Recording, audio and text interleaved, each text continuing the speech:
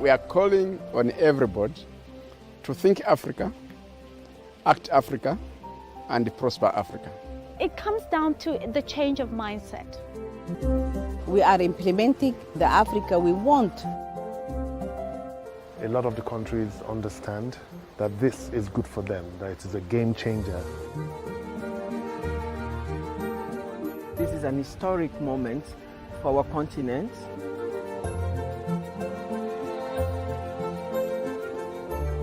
So this is entirely African driven. These African countries are making a treaty among themselves. We've been brought up with so many borders. You know, we have our little countries, we have our little economies, our little sectors. We have so many things that divide us, and I think this is an opportunity to really push against those boundaries and to change them. I think you need to be very, very focused in what you are doing. Once you believe in what you are doing, you see, you should not take your either business or job as something that you must do. Okay?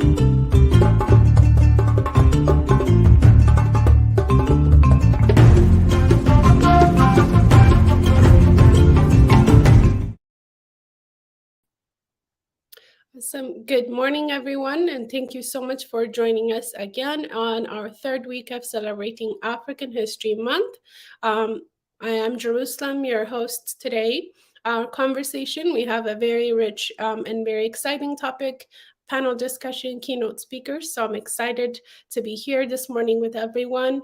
And I'm excited, and I want to thank our sponsor, United States of Africa, and the Council of Ethiopian Diaspora. All right, so I'm going to go ahead and introduce our first guest speaker, and that's Dr. Awata, or Dr. Kevin Washington. He is a PhD in African-centered psychologist, licensed in Florida, Washington, D.C. He has taught and lectured in several colleges and universities nationally and internationally. NBC Universal, BEN National Alliance of End Homelessness, Ronald Martin,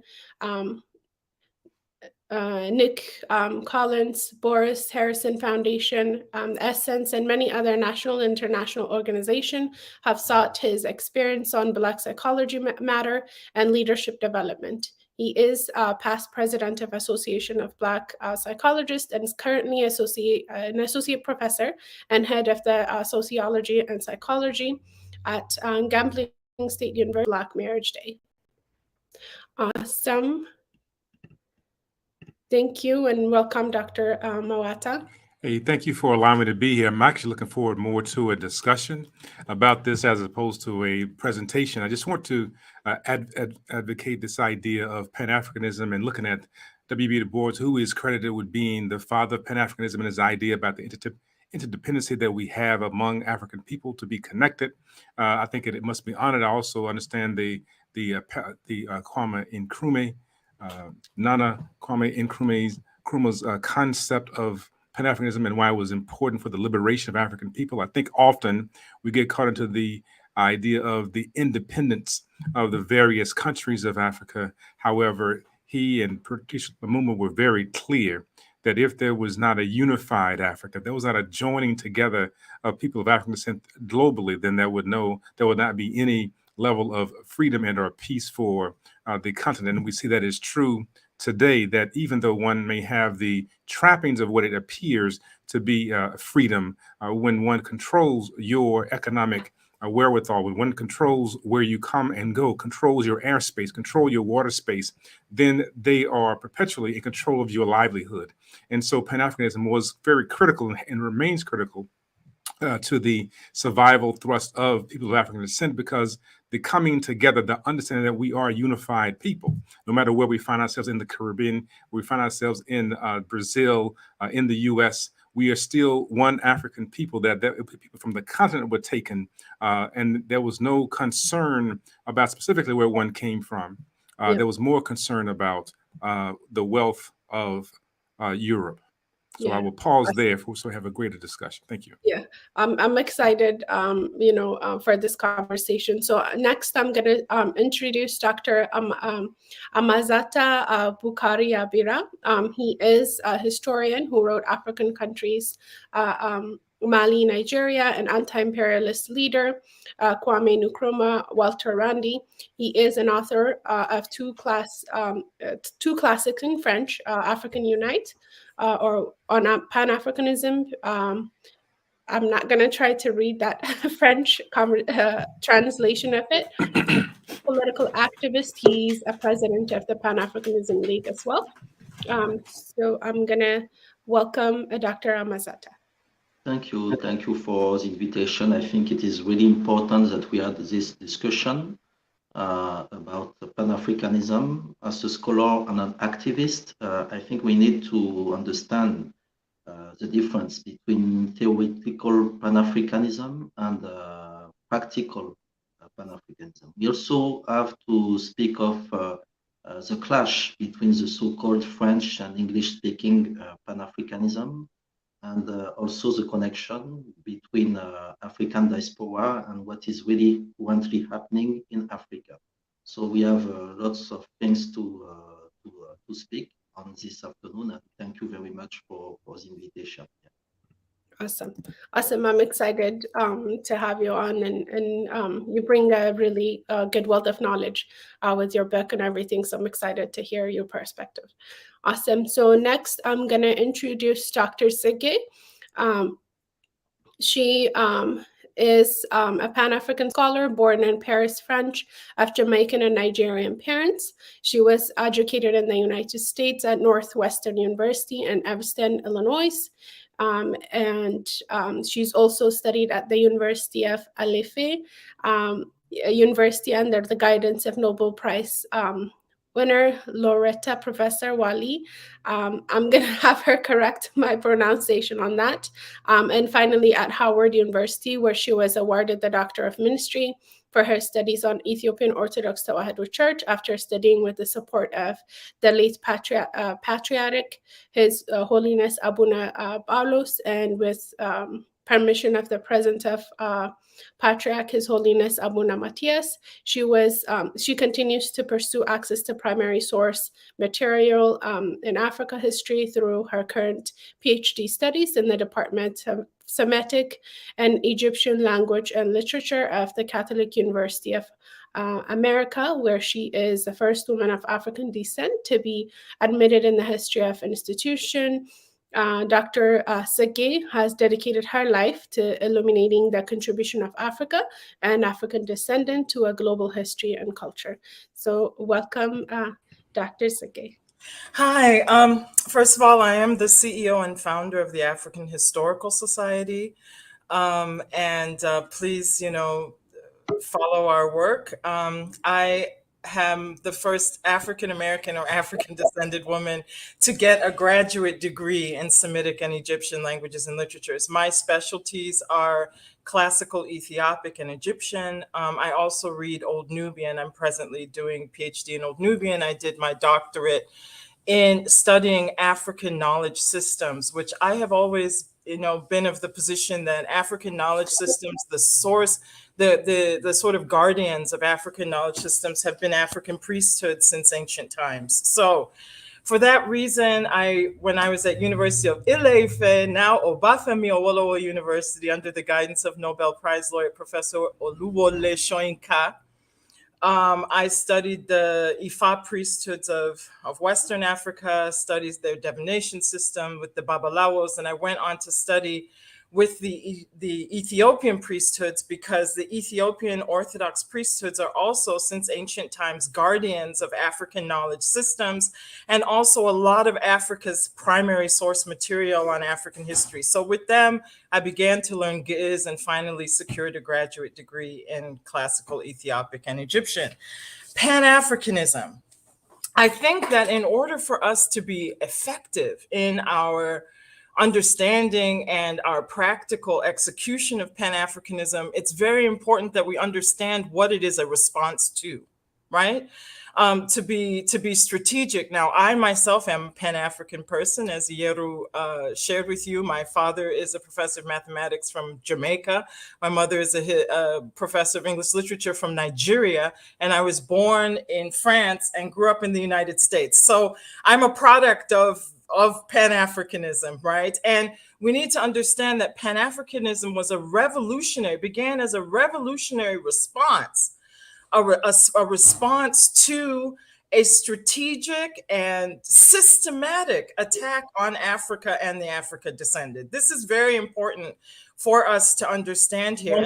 And this attack on Africa and the African descended, as I hope we'll get a chance to talk to, had socio-political aspects, economic aspects, philosophical aspect, religious aspects, because, in the 15th century, what they call the Age of Discovery, what we at the African Historical Society call the Age of Conquest, was a period in the 15th century where Europe came out upon the world and there was a declaration of war on Africa. And this declaration of war consisted in the Pope Alexander VI robbing all people of Africa of humanity by saying we did not have souls and we did not have the quote unquote right to discovery. So Pan-Africanism, which was a reaction of Caribbean and African American oppressed people in the diaspora, to say we need to unify to have an effective attack, is many-pronged. One, it has to do with us reclaiming our humanity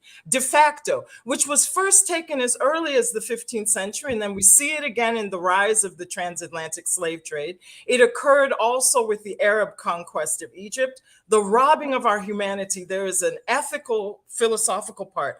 And this was all to get control of our wealth. So another prong of Pan-Africanism has to be, how do we wrest control of our wealth and control our wealth? So, and then finally, there's the socio-political aspects. And these are the sorts of foci that we have at the African Historical Societies. First of all, looking at the history of the attack that was made on African and African descended people so that we can then devise an effective reaction to it to restore. Finally, let me just quickly say that colonization and slavery, one of the first aspects is to delegitimize all of the institutions of the people who are being defeated. So I hope we'll get a chance to look at how we can restore our institutions. Thank you very much.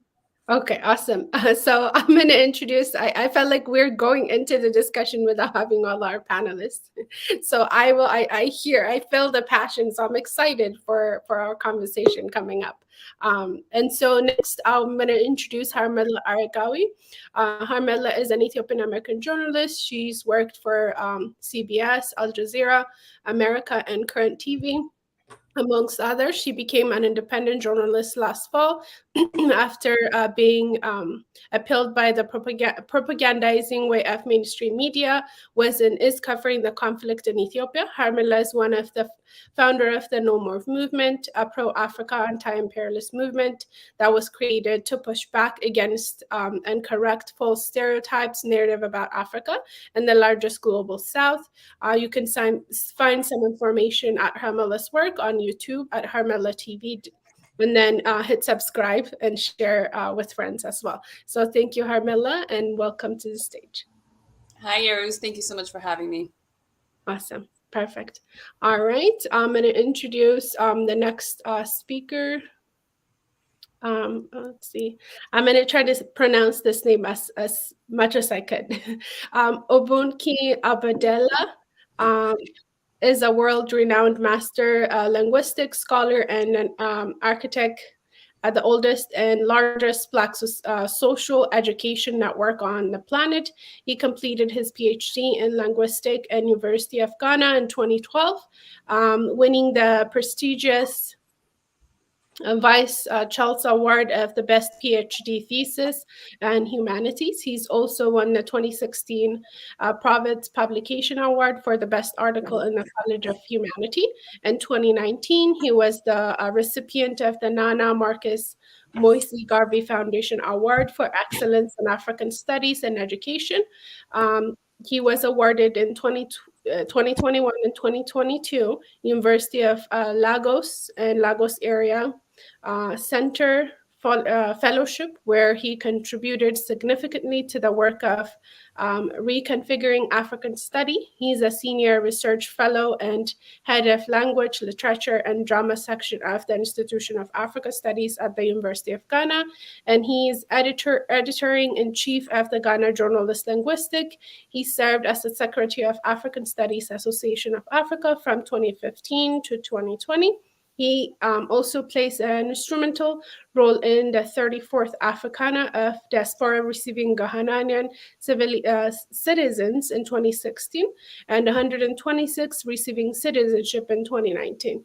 He now assists other interests in Ghana. Awesome. All right, so I'm gonna bring him up to the stage.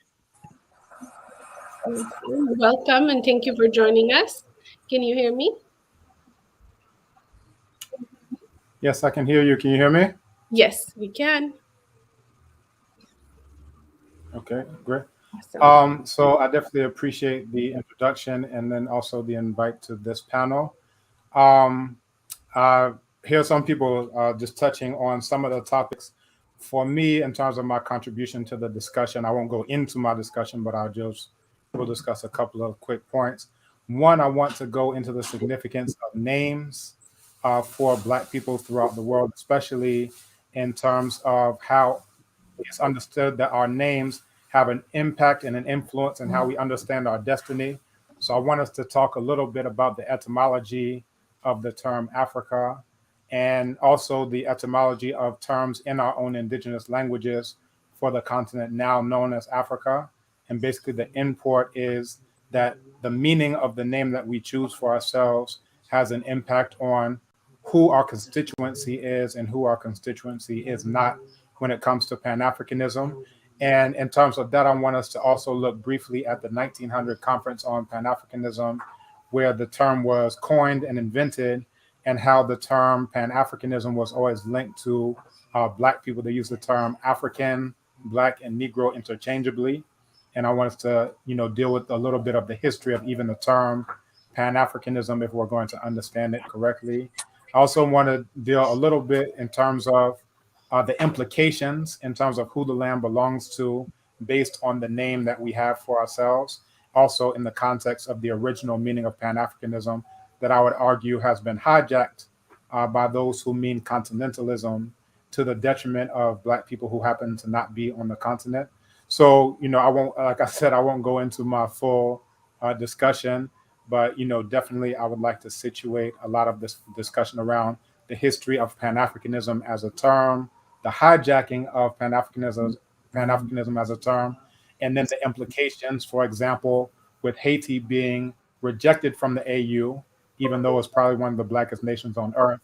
And in the same year, 2016, Morocco being accepted into the AU, even though in Morocco, the word black man means slave and slave means black man. That's Abid. So I think that there are plenty of discussion points that we can discuss in order to move the work forward. Awesome. All right, thank you so much. All right, I'm going to introduce our last speaker and then we'll go into our discussion.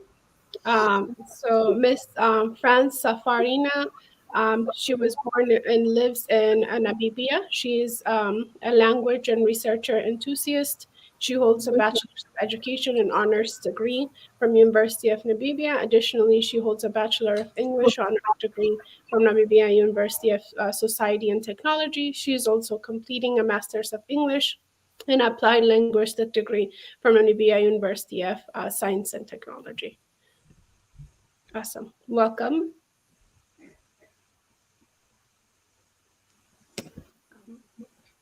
First of all, I would like to say thanks for having me.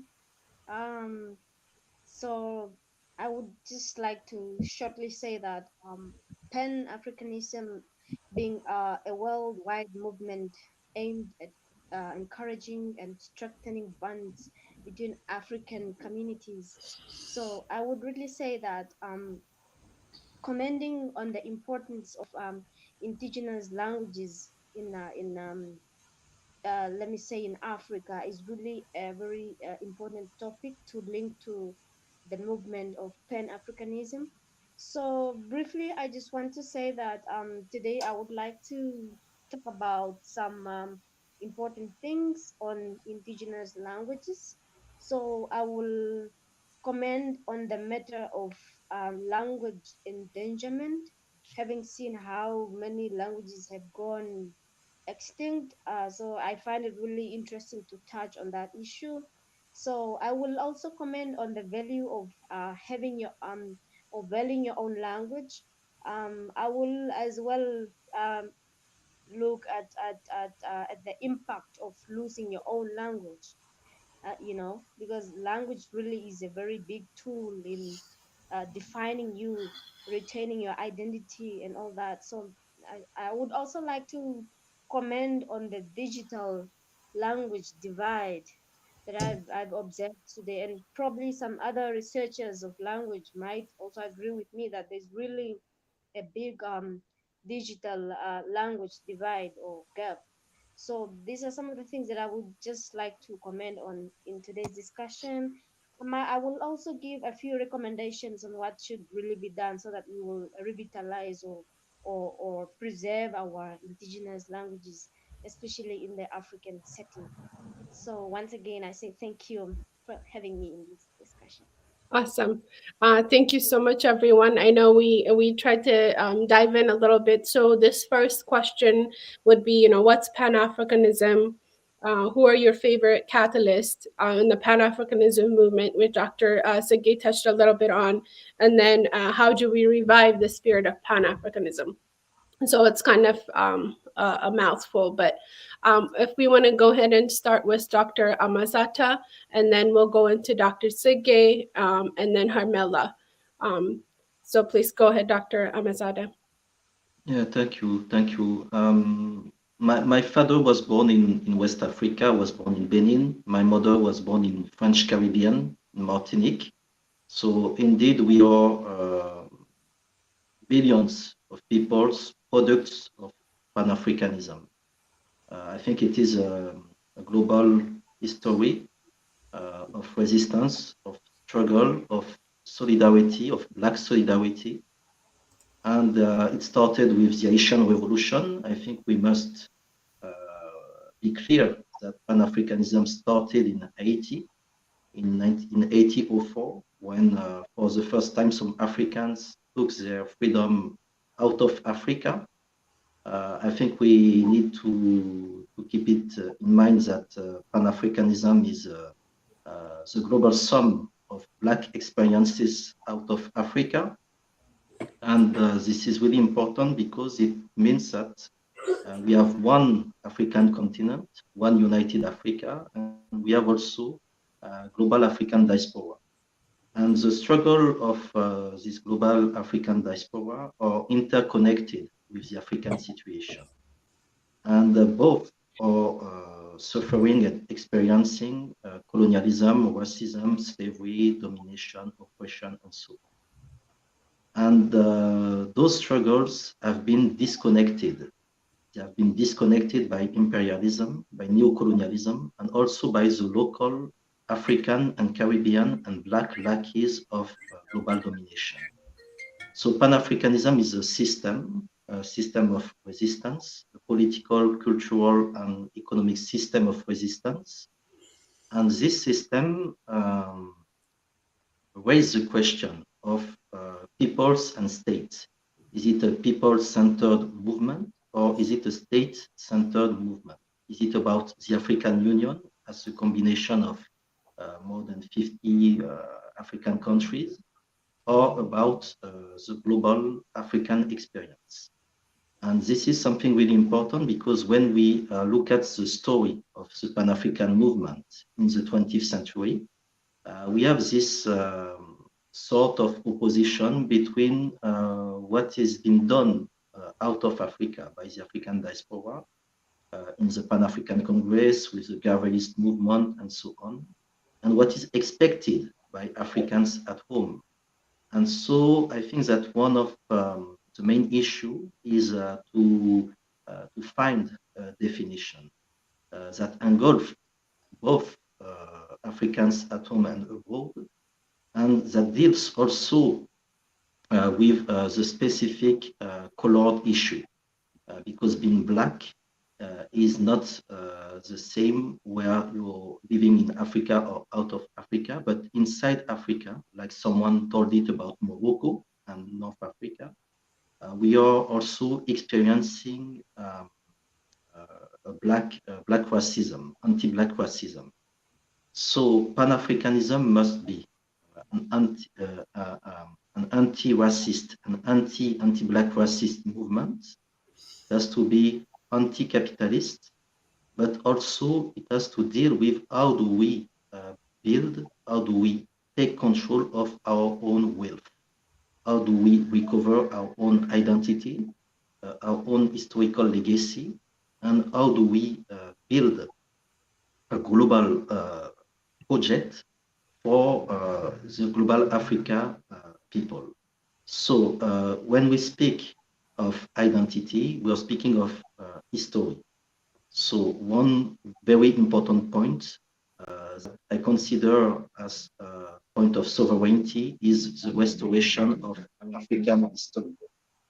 African history, and especially Pan-Africanism, must be taught in African schools today, and also in African diaspora schools. It is really important because there is no real teaching of Pan-Africanism inside Africa. It is also a tool against intra-Africa xenophobia, because we were taught to hate one another, and Pan-Africanism must propose a vision of Black love, of Black confidence, of Black self-trust that is really important. Thirdly, it must be a geopolitical vision of our position in this world. We are in war times. We are in a very difficult times where everywhere we go, African people, Black people are really despised. So Pan-Africanism must be the shield of African and Black people wherever they go. Another point I think that is really important is that we need to get some figures and some specific struggle of Pan-African history. The anti-apartheid movement is one of those Pan-African victories. The Battle of Adwa, the resistance of the Ethiopian people against colonialism, is another example. We also need to promote some key figures of this movement. We speak of Du Bois, we speak of Nkrumah. I think that in my specific case, it is probably the works of Walter Rodney from Guyana, who inspired me mostly about what we should do in the next years about the struggle for Pan-Africanism. That is to say, we have to define our own situation wherever we live in this world, to analyze it and to show it to the global Black world, so as to find a common answer to our difficulties wherever we are today. The situation of Black people in the US is not the same as Black people in the Caribbean, is not the same as people in Africa. But we need to use Pan-Africanism as a platform to find a common solution that should implement foreign affairs and international relations so as to change the balance of power, of global power today. This is really important. So I think that Walter Rodney could be one of the most inspiring example. I also think of someone like Julius Nyerere, the first president of Tanzania. When we are speaking of economic Pan-Africanism, we could speak of Ujamaa.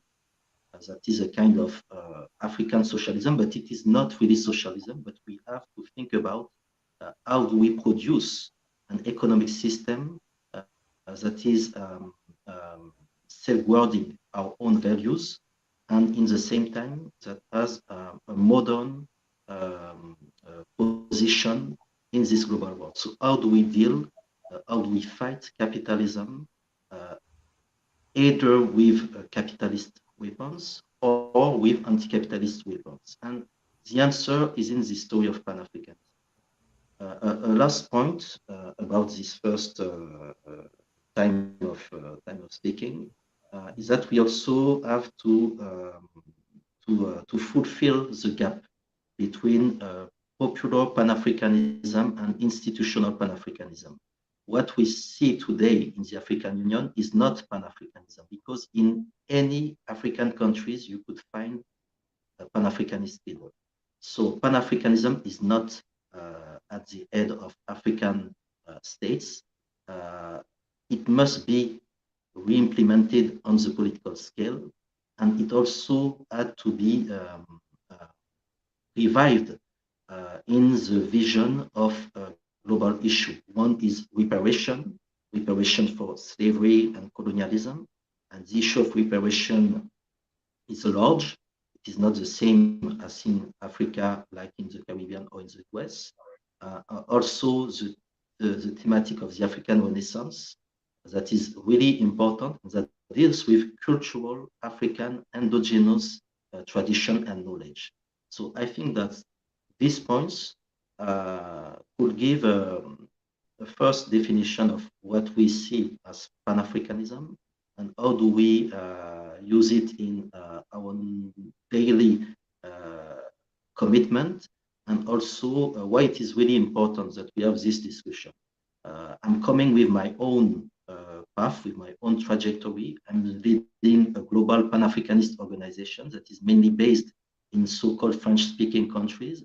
And this kind of discussion is really important. And I really hope that each one of us will give his own vision, and that we could connect beyond this discussion to revive concretely Pan-Africanism. So this is the first words that we would like to give, and thank you. Okay, awesome. Dr. Zake? Yeah. Yeah, we can hear you. Oh, no, we can't hear you. We can't hear you. Your mic is muted. Can you hear me now? Yeah, we can hear you now. Okay, I wanted to sort of link what I was saying to what Mr. Yabara said. I wanted to just quickly say that we need to study more about how our movements are in fact interrelated and have been interrelated historically. We need to have a better understanding. And again, the reason that there is an interconnectedness de facto between our movements on a global scale for the African and the African descended is again because the conquest of Africa was systematic. Again, it began in the 15th century very systematically with dehumanizing all of us. And then moved into the colonial period with the delegitimization of our institutions, the delegitimization of our knowledge system. So as Mr. Yabara was saying, we need to look at how we can have the courage to develop paradigms that come out of our own endogenous knowledge systems and institutions. In 1999, long time ago, I spearheaded the All Africa Conference of African Principles of Conflict Resolution and Reconciliation, because at that time, what I was saying is that, look, all over Africa, we have endogenous court systems. In fact, most Africans prefer to settle their disputes in their endogenous court systems. Atsi Haile Selassie made it part of the constitution in Ethiopia that people could use their so-called shmagele, or elders councils, to be able to resolve conflict.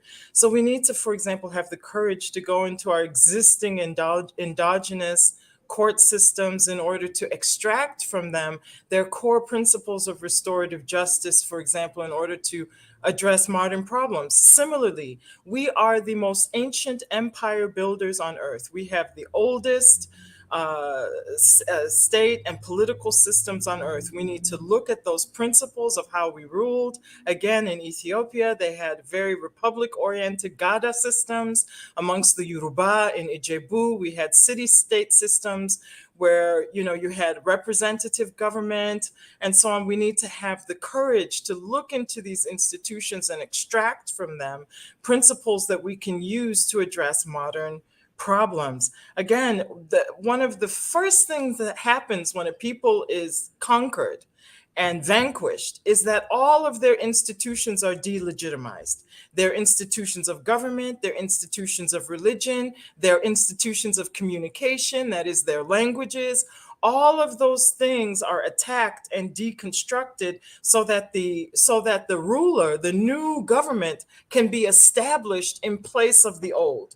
So what Pan-Africanism, in my view, needs to be about is about going back within our cultures and taking out, because, you know, taking out the core principles and developing them. We need to disavow ourselves also of the idea that Africa is static. African culture is not static. African culture is evolutionary, just like every other culture, just like every other form. So we need to have the courage to develop the core principles that we have found useful in our institutions to solve our problems. I want to very quickly talk about, for example, the interconnectedness of, you know, we gave it the name Pan-Africanism, but I'm suggesting that Pan-Africanism existed before we gave it a name. And it grew de facto out of a reality of African peoples and African descended peoples reclaiming their agency, reclaiming their humanity, reclaiming the control of the wealth that their own labor produces, right? So I don't want to limit it to anti-capitalist or anti-socialist. I think that communism is in a lot of ways just as problematic as capitalism in that it is completely materialistic. We as Africans are not just, we don't organize our societies. We have not organized our societies simply in terms of defining the human being as a producer, right? Both capitalism and communism define the human being essentially as a producer, as a cog in an industrial mechanism. We need to have the courage to look within our own forms of organizing economics, organizing society, to be able to reclaim our African identity and to transform ourselves. I prefer the word transformation to revolution. Let us take the good things from our experience and transform them with courage, guided by African paradigms.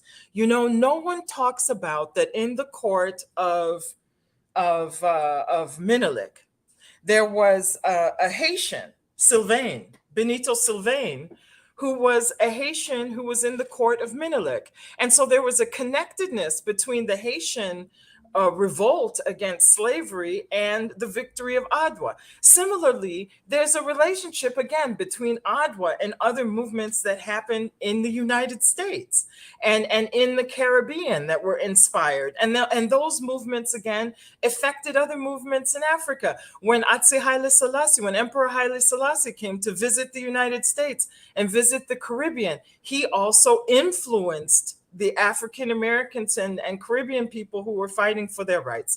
Similarly, the anti-apartheid movement, all of us fought against apartheid everywhere.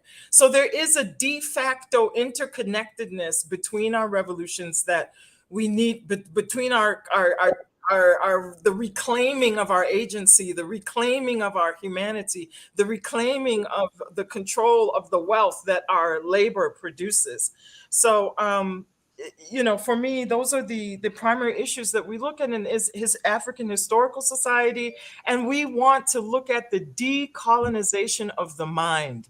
Again, one of the things that I learned from the academy, that I call for the decolonization of the academy and the decolonization of our minds. And, again, I go back so often to the Ethiopian priesthood just because I learned so much knowledge from them. And one of the things that they say is that every single action begins as a thought.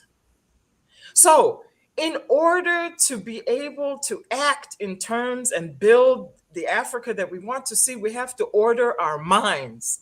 We need to liberate our minds from the colonialist, racist categories that define how we look at ourselves. Concepts like North Africa and Black Africa and East Africa and West Africa are anathema to me. I cannot stand them. And there are people in Northern Africa. I refer to Northern Africa, Eastern Africa, Western Africa, Southern Africa. But I want to throw away all those categories of how we look at each other, because the Berber people, for example, of Northern Africa have been fighting against genocide against the Arab invaders.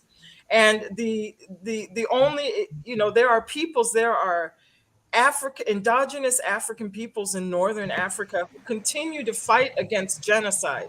And when we say things like North Africa and Arab Africa, we are supporting the genocide against the Berber people and the other African indigents of Northern Africa who continue to fight for their right to speak and write their language, Berber, and other languages of Northern Africa, of people who are not all Arab looking, who continue to fight for their rights in Northern Africa. Similarly, with East Africa, West Africa, that denies the Sahelian relationships that go straight across from Ethiopia to Nigeria, which we see with the Nilo-Saharan linguistic group, right? We have people straight across speaking languages in the same family from Eritrea to Nigeria, and you will see the Fulanis look exactly like the Tigrians and Northern Amharas, and there is this interconnectedness of the cultures and the histories of all of the Sahelian people. So we need to disavow ourselves of the borders that have been put in our minds. All of these African borders were put in place during the Berlin Conference and afterwards with the specific purpose of, in 1884 to 1885, when they had the Berlin Conference where they divided up Africa, the borders that were drawn in Africa. So hold on, because what you're hitting on right now is something that is very much akin to what Dr. Obadale talks about. I know that we had Hermana coming up. I'm going to come next, but I think that it would be a nice segue, Akunini, if you could actually extend this conversation and make sure that everybody get a chance to talk. Would you extend something that she's speaking about the idea you mentioned about language, how we move with language, languaging, the shifting of the construct, moving from Africa and where it came from, the Black, but also talk about this issue of languaging and control of a population. Go ahead, Dr. Abadale, please.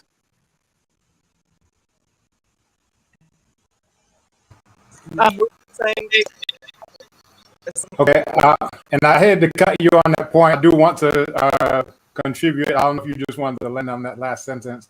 Yeah, I just wanted, I probably got to cut it, but I just want you to just now extend it to your conversation, Baba. Okay, no problem. Can I share my screen? I know it's not like a full presentation, but there are a couple of slides that I think would buttress what I have to say on a specific topic, if that's all right. Yes. I think I want to be mindful of time, just because I think we almost we have 10 minutes on the clock, and I want to kind of give everyone the chance to be able to have the opportunity to speak. So I don't know if you want to just highlight a few things, maybe And then we'll Yeah. give everybody else the opportunity to speak at least once. And then if we have time, we can take a look at that as well. Okay, no problem. So I'll be, very brief as far as this goes, but just in terms of the points in terms of language. So when we look at the language, first off, when we deal with Pan-Africanism, the null hypothesis is that something that started in the late, 19th century. Some would even say 18th century, so forth and so on. But a lot of my work actually goes into classical origins of Pan-Africanism. And I'm not the first one to make that point. So like Nana Walter Rodney, for example, would say that the first, and this is what he did say, the first area where Pan-Africanism arose was in the Americas, in the Caribbean. But a lot of what I deal with is that first, when we look at Pan-Africanism, you have people like, for example, Ata Aikuyama, who says that if Pan-Africanism is the idea of Africans coming together, then you could look at classical, what they refer to as Egypt, but their correct term is Kemet. The very fact that we call that land Kemet, which means land of Black people, lets you know something about us willing to come together on the basis of who we are and whose we are. A similar point was made by Obinfo Kwame Nantambu, who deals with, again, Kemet. Now, beyond just the term, Kemet, we find that when we look into our own languages, that this is a concept that comes up time and again, that we're Black people. So when you look at Akan, you have Obibini, and the Bibi translates to Black, and the plural is of Bibi4. If you look at Yoruba, Adulawa, which again translates to Black people, and Ile Adulawa is the way that we say Africa. If you look at Bambara, Farafina, and Farafin, again referring to Black people. If you look at Wolof, Nutkunyo. If you look at Kikongo, you have Ndombe. And then again, if we look back to classical Medu-Neter, you find again that we refer to ourselves as Kemetiu. Now, what's significant about that is that that's very similar to Nana Henry Sylvester Williams, that he contacted Black people, and in the address to the nations of the world by the Pan-African Conference, they were always using Negro and Black subjects. They only spoke of Abyssinia, Liberia, Haiti, and then those other Black states that would emerge. And then also they talk about the Black colonies of Africa and the West Indies. They talk about a great central Negro state that's measured in its happiness and true advancement of its Black people. So the people who invented the word Pan-Africanism were specifically talking about Black people. However, those who have hijacked the term and what I refer to as aggressive ideological mimicry, they're very beholden to take the term but not take the content, because they'll say Pan-Africanism, but then they're including, invaders to what appropriately in our own languages, if we're really serious about using our languages, would be referred to as the land of Black people. Even Ethiopia, the Greeks were clear that this is the land of the burnt-faced people. Even the Arabs are clear when they say Bilada Sudan, that they're talking about the land of Black people. So I wanted to introduce this point that if we're actually talking about conceiving of this in our own languages, then that's what we're going to deal with. Another point that I just briefly also want to touch on, I'm going to stop sharing my screen, is a point that was just mentioned. If you look at case studies, capitalism, socialism, communism, in all of those countries, it's white capitalists on top, Black capitalists on the bottom. It's white socialists on top. If you look at Cuba, Black socialists on the bottom. If you look at communism, you could look at communism that started in 1908 in Ukraine, but you still have white refugees on top, Black refugees on the bottom. So this is something that's very problematic, that if it's a Christian country, it's white Christians on top, Black Christians on the bottom. And this is a point made by Nana Khaled Abdul Muhammad. And then finally, my point on this is in terms of decolonization. When we talk about decolonization, it's problematic for two reasons. One is that it views time as a line that centers our existence on the presence or absence of so-called white people. So we say that, all right, all of this is pre-colonial for the last 13.6 billion years. That's all pre-colonial. Then when so-called white people set their foot on the soil, now we're in colonization, and then it's post-colonial. But what happens is it really makes our entire existence just relative to their presence or lack thereof. It's problematic because of that. And then also it's problematic in terms of it viewing time as a line. Instead of us seeing that this aggression of Eurasians didn't start in the 15th century, that you can go back to the aggression of the Hyksos, the Hekau Chasut, in classical Kemet. You can look at the Assyrians, you could look at the Persians, you could look at the Greeks, the Romans, you could look at the Arabs, you can look at all of these streams of non-Black people coming into Kemet, the land of Black people. And, I think that if we're going to actually have a conversation on Pan-Africanism, we need to broaden our historical depth in order to see the classical coming together of Black people on the basis of being Black and self-defining as such, and the efforts that we made in classical times to drive them out, to build walls, in the first war of Black liberation, to drive out the Hyksos and so forth and so on. So I don't want to hog the microphone, but I did want to make a couple of points. So hopefully that's useful. Awesome, thank you. Yeah, that is very nice. Well said. Harmila, I know kind of been listening to everybody, so I want to give you the opportunity. One, what's Pan-Africanism, who you're a catalyst, or anything that you want to highlight? Sure, yeah. I think I would define Pan-Africanism as the recognition that when official slavery in the West or when official colonialism on the African continent went away, the forces of colonialism and imperialism did not go away. And the second part of that is solidarity among the people that are targeted by those two forces. Now, there's a couple of ways that the people are subjugated. One is through brute violence, right? We see it in terms of actual intervention and wars, even now. And then I think the modern day way is false narratives. I mean, I worked in media for a long time. This is really what I'm passionate about. The tools of division remain, and they actually spread fire even faster now with social media and globalization of communication. The tools of divisions remain the same in terms of it being ethnicity and race and nationality and skin color and complexion.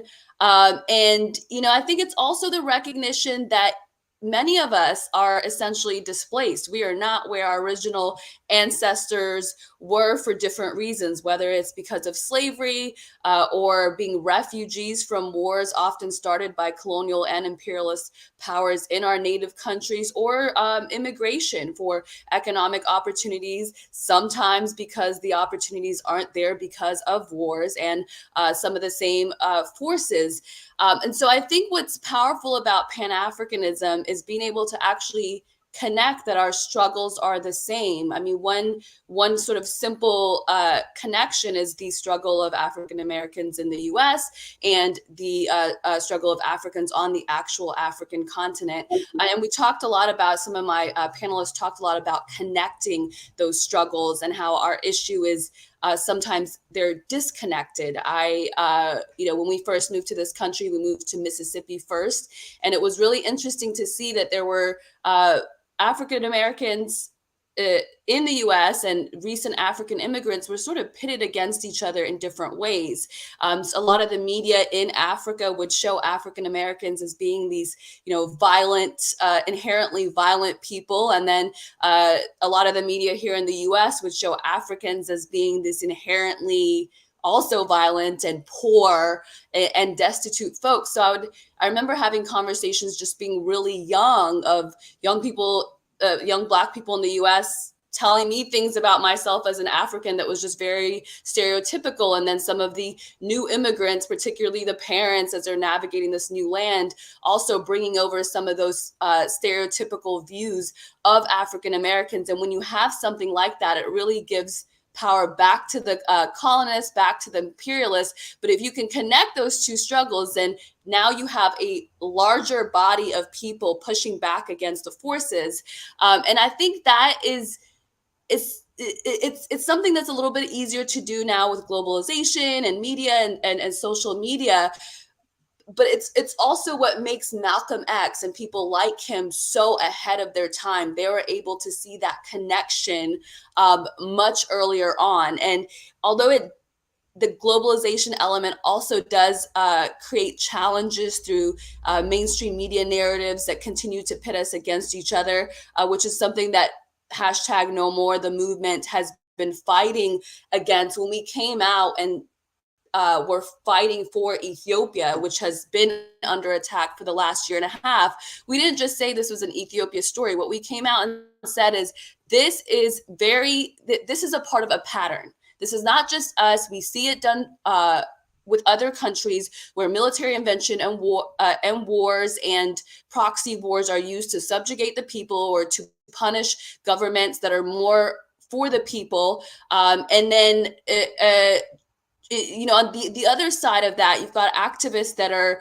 that say that they are for the people of Tigray and northern Ethiopia. And although what they're talking about in terms of some of the suffering is accurate, what makes, in my opinion, my parents are from Tigray. In my opinion, what makes the activism so off the mark is that it's looking to the very colonial and imperialist powers that put our country, Ethiopia, in the situation that it's in. It's looking to those forces to solve the problems. It's looking to Congress. It's looking to the United Nations, these the institutions that are inherently racist, although you may have good individuals and some good work done by them. So that's why you've got Ethiopians against Ethiopians, because the rest of Ethiopians, generally speaking, understand who caused the war, that it is a group within Ethiopia that is a partner of imperialists.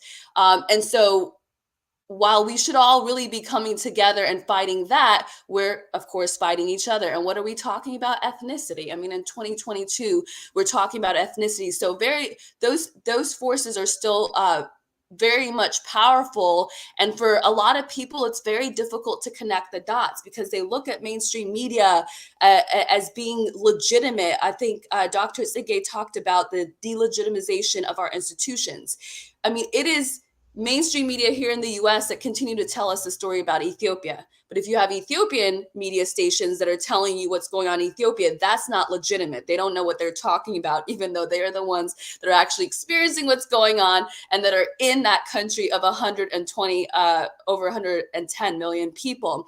And so I think it's just really trying to take a bigger picture of activism and advocacy as opposed to looking at our own narrow lens, because as long as we are fighting each other and as long as we think our story is just a special and unique story and it's different than what's going on in Venezuela or what's going on in a different part of Africa or what's going on right here in the United States, then we're thinner, we're not as powerful, and it just essentially is looking at oppressed people or pitting oppressed people against each other, and then the powers that be and the master just kind of gets off scot-free. So I think I know I went in a lot of different directions, but that's essentially what I was defining it as. I think Malcolm X is just one of the greatest of all time in that sense. And in terms of how do we revive it, that's what we're trying to do with #NoMore. I hope a lot of the panelists are new to me, and I really hope we can all connect after this, because I just think that the more we can connect, the more we can grow this movement, the more powerful that we will be. So connect we will do. This is, I don't know if anybody really knows what we have here, but this is one of the most amazing panels that could ever be assembled on this topic. And what we need to do is continue this discourse, and we plan to do this in the Pan-African Leadership Conference. So we will invite each of you all to come in and further discuss this, because it's too rich. It's just simply just to gloss over. That is who we are as a people, and how do we then regain our minds, and how do we begin to move forward with language and linguistic expression. All these things are critical to the discourse. And I think that we need more time to really unpack it and to go forward with it. Serafina, you are here, and what we're going to do quickly is that we just kind of do a quick close out on this, because the time is up for this, but it's not over.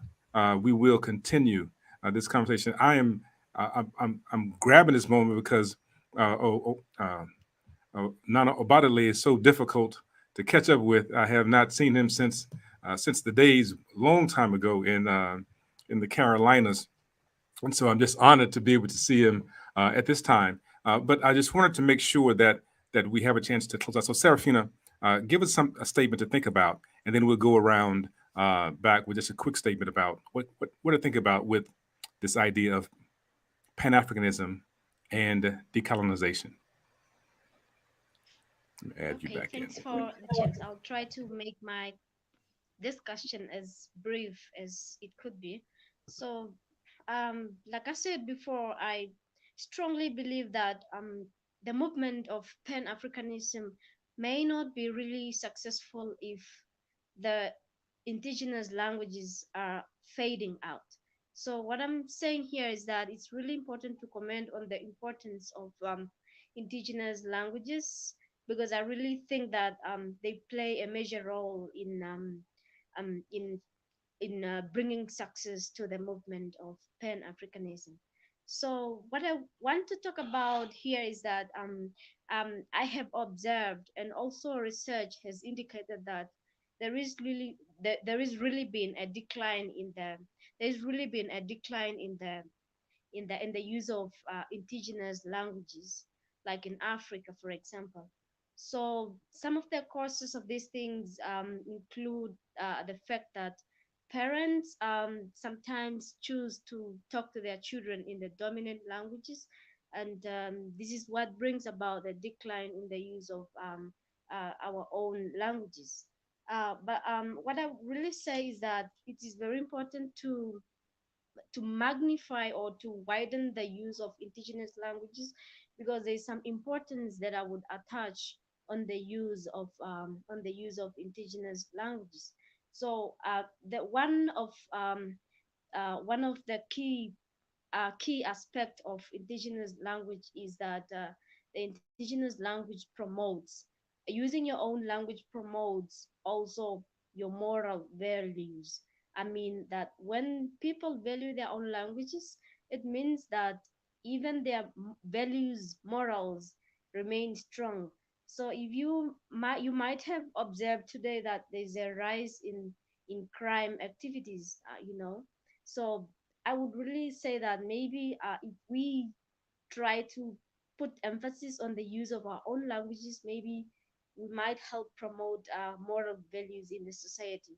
So, and another thing that I would say, that when you use your own language, you are defining yourself, and you have identity.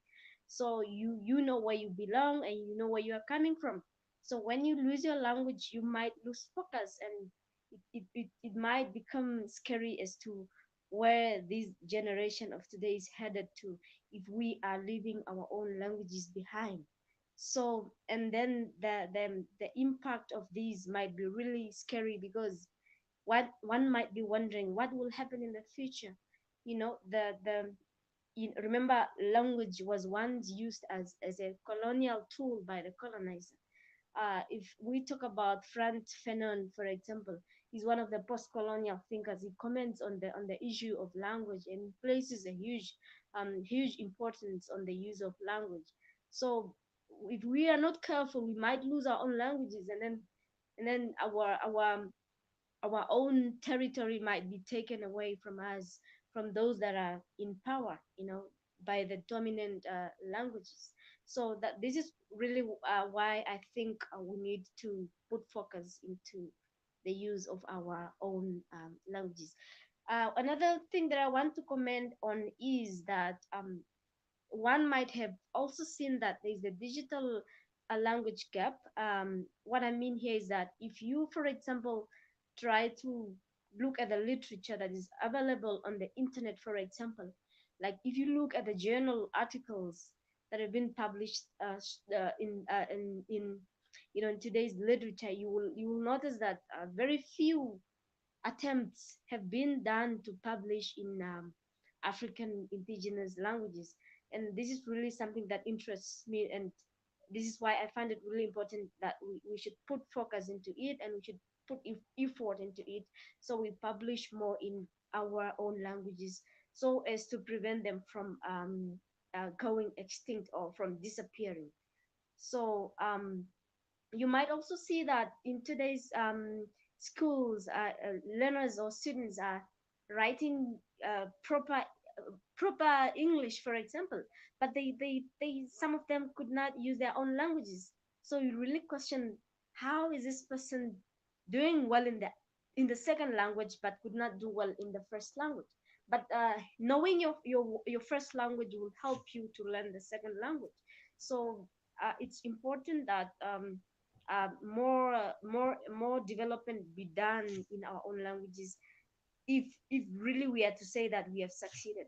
Because I believe that anybody who learns a second language at the expense of his or her own language has not really yet won. So Awesome. the recommendations that I would finally give here is that the native speakers of African languages need to develop, or they need to widen their own languages. And we need to do more writing in these indigenous languages.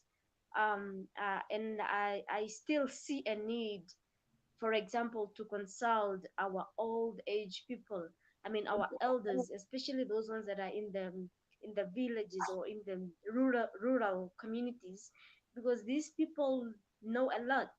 They could develop the field of for example, African oral literature, because they know folk tales, they know these old stories from the past that carry our morals and values. So we really need to talk to these people before they leave this earth, because they have a rich information that they can share with us, and we can document it and preserve our culture and then broaden our identity. Awesome. So, Thank you so much. yeah. I know we're kind of, we just have time shortage today, but I think, like Dr. Mawata mentioned, we'd love to have you guys back. I know Dr. Zagay had actually prepared a presentation that we were going to go into a conclusion.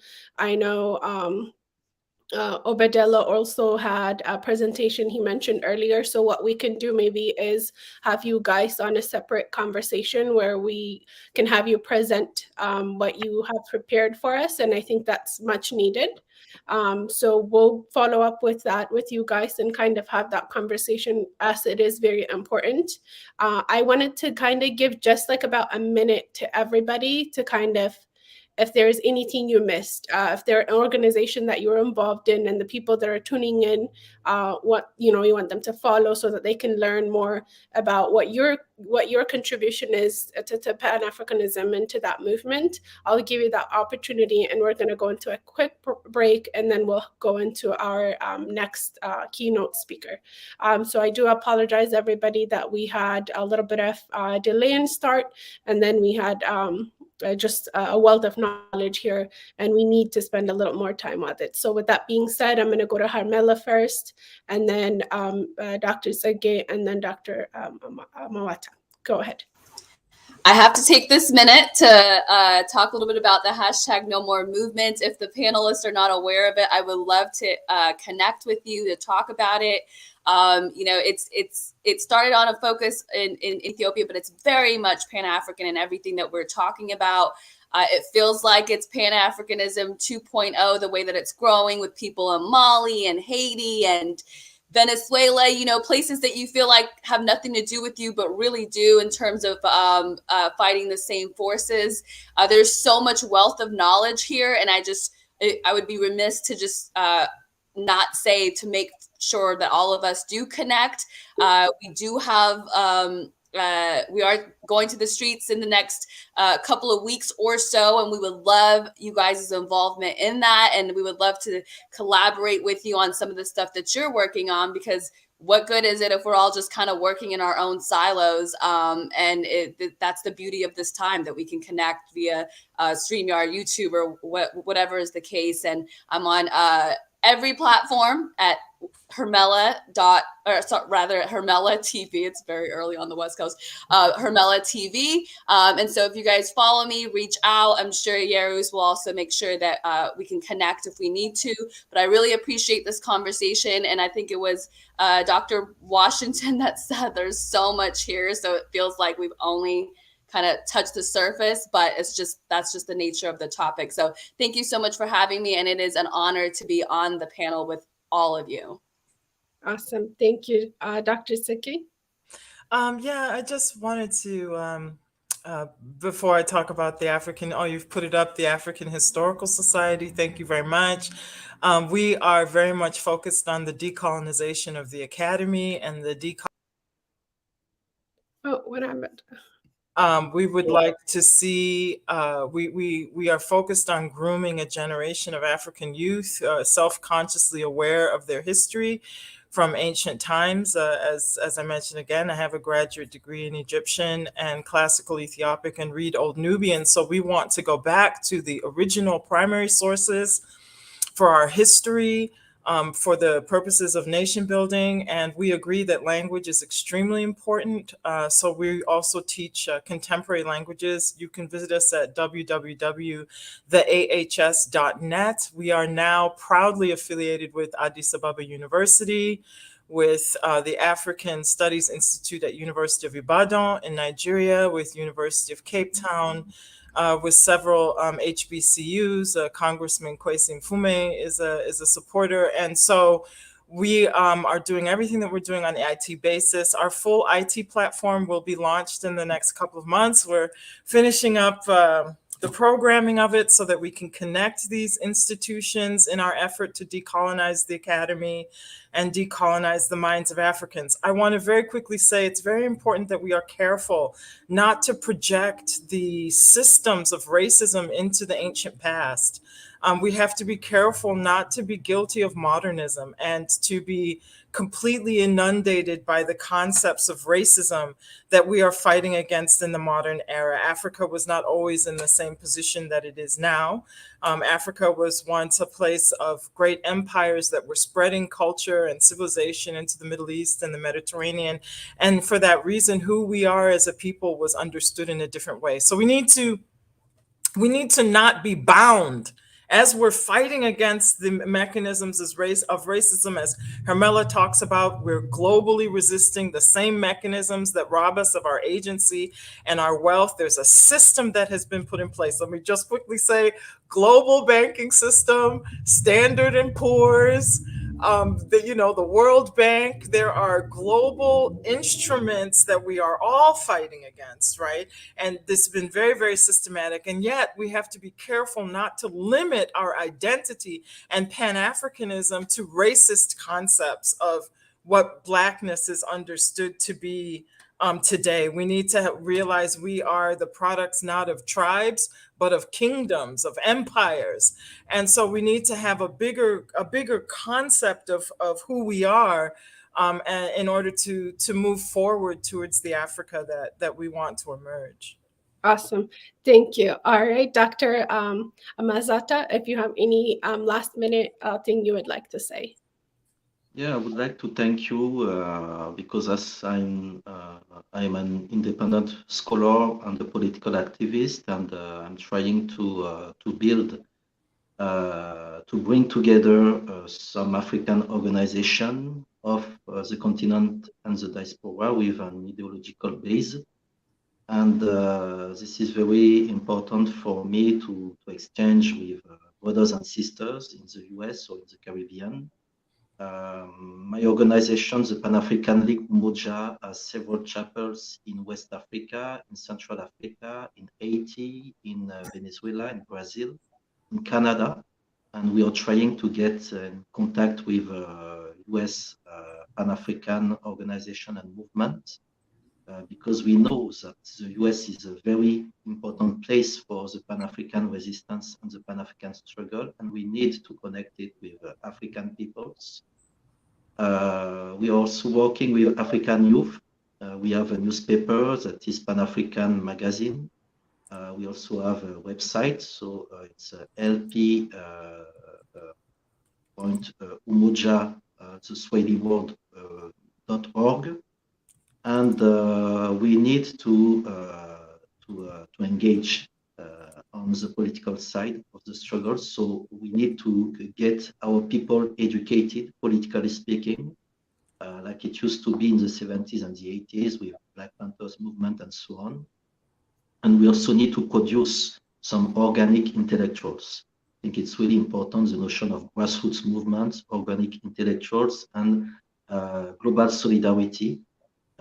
This is something very, very important if we want to speed up the fall of racism and neocolonialism. I was very glad to be part of this panel, and I really hope that we are going to work together to build a stronger African unity in the next days, weeks, and years. Thank you. Awesome. Thank you. And lastly, I think, Okonini, please, if you have anything you would like to add.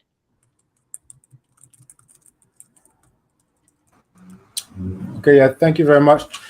One thing that I would definitely like to let people know about is abibitumi.com. I looked with some dismay when I saw that we would be streaming on Facebook, LinkedIn, YouTube, and Twitter, which are all non-Black platforms, when we have our own Black social education networks, such as Abibitumi. So definitely the organizers, I want to extend a hand and let them know that, we also have streaming capabilities on Abibitumi. That translates to Black Power. And then also we have abibitumitv.com, and that's spelled ABIBITUMI.com, and then ABIBITUMITV.com. So definitely want to, if we're talking about decolonizing, one thing that we can do is decolonize the platforms that we're using, because ultimately what we're doing is we're building up the institutions of the same enemies that we are fighting against. And then also to the same point, to kind of buttress the point that was made by Mount Ige, just in terms of primary sources. As we were talking about completing the mission, that would be the original Pan-African mission of the very first people who called themselves Kemetiu, which means Black people. I want to point people to some primary sources, such as the autobiography of Winnie, the autobiography of Harkuf, Mary Carre, Nefertiti, Sanhat, Kamos, and many others. I know it's going to be recorded, so even as I'm mentioning them, people can read those primary texts. But what you'll find in what is languages? all of these are in Medu Neter. This is actually from a forthcoming book called The Classical Kemetiu Origins of Pan-Africanism. And what you'll find is that the very first military document in the history of the world was about all the Black people coming together, the Kemetiu, to drive the Amu out of the land of Black people. And it mentions the Wawat Nahasiu, the Irjet Nahasiu, both the two sides of the house from Upper and Lower Kemet. So people deal with Pan-Africanism as though it's something that just started. But again, if you go back to the autobiography of Winnie, for example, that's around 4,300 years ago. What you'll find is the very first military document in history on the entire earth is about every kind of Black person coming together to drive out the Amu. If you look at the prophecy of Nefertiti, it's about building walls to prevent them from coming into Kemet, the land of Black people. So essentially, a lot of the work that I'm dealing with is about finishing the mission, that this isn't a new thing, even though we're all taught that, we just reacted to, the West or so forth and so on. But what we'll find is that this is actually our very first identity and our very first mission. And our job in terms of Pan-Africanism, if we understand it as the people who invented the word Pan-Africanism understood it, then we would ultimately finish that mission, which is around Black liberation. So that's what I have to say. And hopefully I'll see some of you at Abibitumi so that we can get off of these white platforms, stop building white institutions and stop building the white nation and start building the Black nation instead. Abibitumi. Thank you so much. All right. Safari, any last minute you would like to add?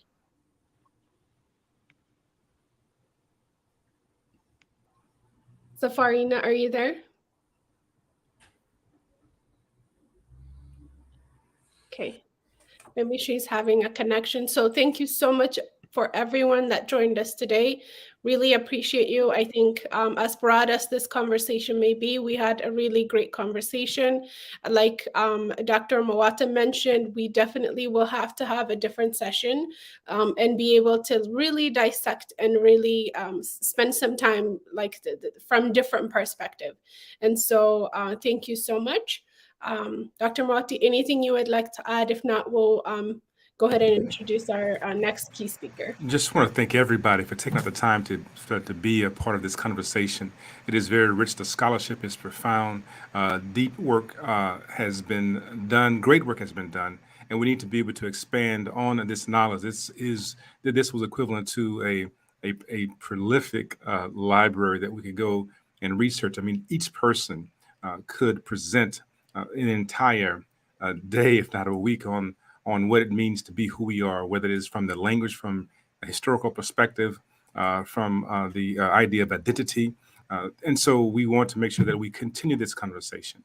And the conversation has to then move into action. And every one of you all are engaging in profound action. So a deep, sincere thank you for elevating African consciousness, liberating the African psyche, as Dr. Nobles reminds us to do, and to extend the genius of a great people. That we know that we are a seed of a seed of a seed of a seed of the seed, and that the genius that's within you has been there for generations. And now this is another form of the awakening of that particular genius. So thank you all so much for being a part of this conversation. Look for communications to come from us very soon to continue this conversation very, very specifically, pointedly, so that we can begin to really gain much more of what you all have to offer and to share with the world. Thank you. Awesome. Okay, I will actually go just in a little bit of a short break with our promo video, and then we'll get back and introduce the next guest speaker, Professor Hanna.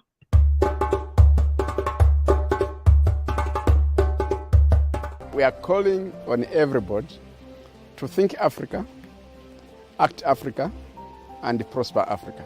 It comes down to the change of mindset. We are implementing the Africa we want. A lot of the countries understand that this is good for them, that it is a game changer. This is an historic moment for our continent.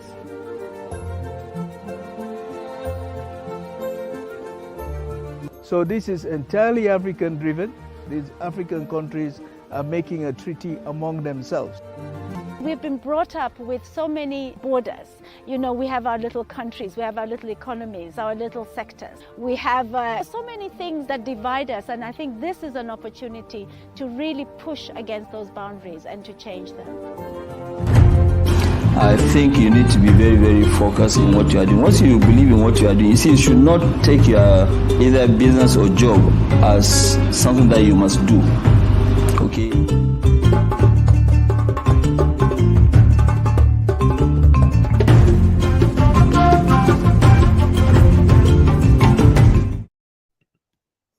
Awesome. Thank you, everyone. I'm going to go ahead and introduce our next guest speaker, Professor Hanna Sadiq. She is founder and board director and team lead of Agile Education USA and the president of Bonishika. She is an academic and innovator and a pioneer in the usage of Agile teaching and learning methods, methodology, Scrab and Scrab and higher education and professional training in the US. She is the first and the only academic in the world to have implemented Agile teaching and learning methodology, ATLM, Scrab, Scrab, and Kanban, sailing in classroom into more than 18 postgraduate and graduate and undergraduate courses by year 2020. Professor Hanna is the first and the only Bangladesh American registered Scrab trainer at Scrab Inc. Professor Sadiq is the first and the only Bangladesh American. And let's see. As the chairman, she organized the second Agile Education Global Virtual Conference on March 18 to March 20 in 2021, hosted by Agile Education in USA. A Nobel laureate Professor Mohammed Yunus was the chief guest speaker at the 21st Agile in Education Global Conference. Professor Sadiq is the co-creator and former director of Boston University Agile in Education and former executive board member at Boston University Agile Innovation Lab. She is conducting research in Agile in higher education, Scrab in higher education, and experimental team building and Scrab. Professor Sadiq is a graduate program developer. She is developed an Agile and project management MBA concentration program that reputes the university in the USA. And she was designed as several MBA courses, including project management, Agile and project management, project cost, risk and quality management, business marketing analyst, and project management information system. So thank you and welcome, Dr. Hanna. Thank you so much. Thank you for having me. Thank you for the introduction. Good morning, good afternoon, good evening, wherever you're joining us from this great event. I'm honored to be here. And so I just want to mention one thing before I share my stories with you is that this is a 20 minutes. It's not a presentation. It's certainly not a research presentation. It is I just want to share with you a few of my stories, what inspired me to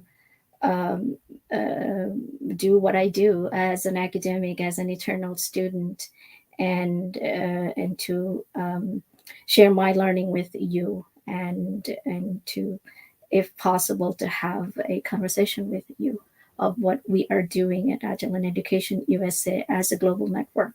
Even though it's Agile in Education USA, we are a global professional network, mostly academics, researchers, innovators, pioneers from around the world.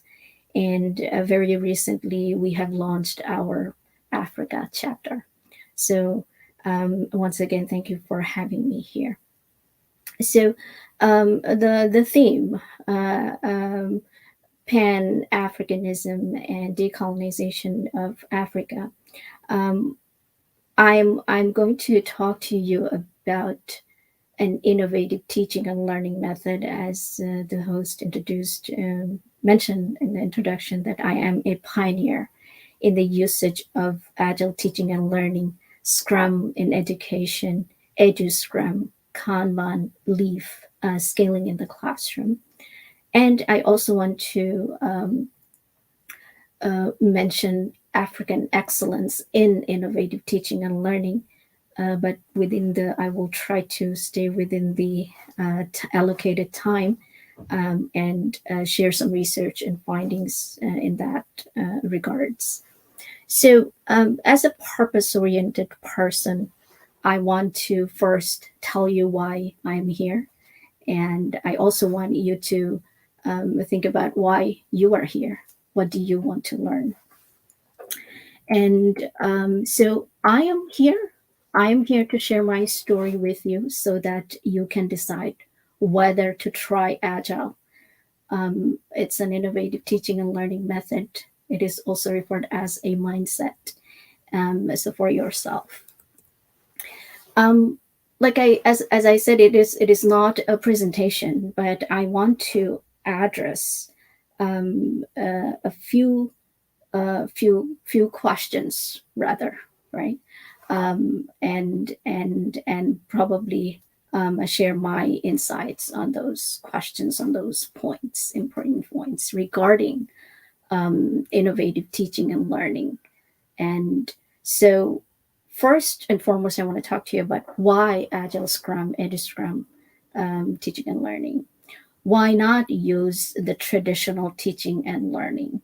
Why are we using the 19th century, the factory model education system that was formed during the Industrial Revolution to particularly meet the needs of that time period, and that was more than 100 years ago?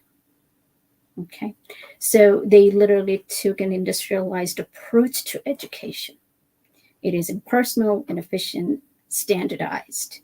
Okay, so fast forward to today. We are in 21st century.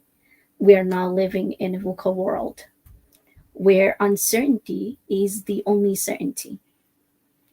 And so the then formed education system, 19th century factory model education system, is no longer relevant. So I also want to mention that education is a foundation of any nation, and it is the base for the development, progress, betterment of any society. So to me, in my opinion, Pan-Africanism, we've heard a great discussion, great panelists. It's been an honor and privilege. I've learned so much. So again, in my opinion, Pan-Africanism, decolonizing of Africa, will not happen until we dismantle the education system that was set forth by the colonizers. So I want to share a few quotes by a few scholars in the 19th century, referring to the education system at that time. As Malcolm X said, education is our passport to the future. for tomorrow belongs to the people who prepare for it today. And I also want to highlight a few parts from Dr. Martin Luther King Jr., The Purpose of Education article. I know if you are in education, it's academics. I know you probably know this article by heart, but I'd like to mention a few of the parts of it anyway. So as he said, as I engage in the so-called bull sessions around and about the school, I too often find that most college men have a misconception of the purpose of education. Most of the brethren think that education should equip them with the proper instruments of exploitation so that they can forever trample over the masses. He also said that we are prone to let our mental life become invaded by legions of half-truths, prejudices, and propaganda. A great majority of the so-called educated people do not think logically and scientifically. Even the press, the classroom, the platform, and the pulpit, in many instances, do not give us objective and unbiased truth. So to save man from the masses of propaganda, in my opinion, is one of the chief aims of education. He also said that education must enable one to shift and weigh evidence to discern the truth from the false, the real from the unreal, and the facts from the fiction. So the function of education, therefore, is to teach one to think intensively and to think critically. But education which stops with efficiency may prove the greatest menace to society. And also education must also train one for quick, resolute, and effective thinking. So now I would like to speak to you a little bit about the teaching and learning method that I mentioned, Agile Teaching and Learning, Scrum.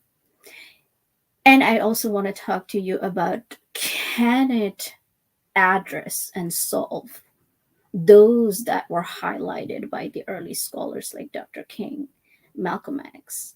And can it help improve student engagement, student retention, areas we're struggling, not only in the USA, but throughout its a global problem? So, EduScrum, while various tools and services can help students' success, EduScrum, an innovative teaching and learning method, has proven to be exceptionally effective way to increase student retention. And this is referring to a case study, and the case study proves that it is a proven method for teaching and learning and is known to effectively boost student motivation in higher education. And so briefly, I don't have a lot of time to go through the teaching and learning method and the framework, but what it is it is a truly student-centered learning environment. So here, students work in self-managing, self-organized teams and make their learning visible. Students take charge of their learning processes. They collaborate and they develop leadership skills. Faculty, on the other hand, become facilitators, effective guides on the side, not sage on the stage. And the school administration become more collaborative. And so the discussion I've heard before in the panel discussion, majority of the panelists were academics and researchers, could have been educators. So this is a question that I ask myself every time I stand in front of my students. Every class is different, every student is different, every student needs to be served according to their individual needs and capability. So what I ask myself this question is that, what are your strategies to engage your students in learning? And I ask that every time I stand before my students. So again, We are in 21st century, and 21st century education advocate for building 21st century skills, competencies, and so agile teaching and learning practices are aligned with 21st century education per se. So agile learning, it is a collaborative co-learning environment. It enables students, again, autonomy, experiential learning, knowledge-based learning, collaboration, so on and so forth. So where can you use it? Is it only in the classroom? No, you can actually use this framework, this method in teaching, in curriculum development, in project-based learning, project leadership, in service learning, in management, in parent interactions, students, name it. It has various a level of application. And so what we are currently focused on, and we also want to say that the future of agile teaching and learning and Scrum in higher education is that it can be utilized in faculty training and coaching.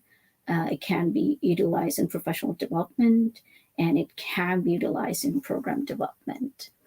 And so agile teaching and learning, again, focuses on demonstration and application, continuous improvement, adaptive and innovative solutions, problem solving, building strong community, leadership, student ownership, and agency. So I also want to highlight agile as it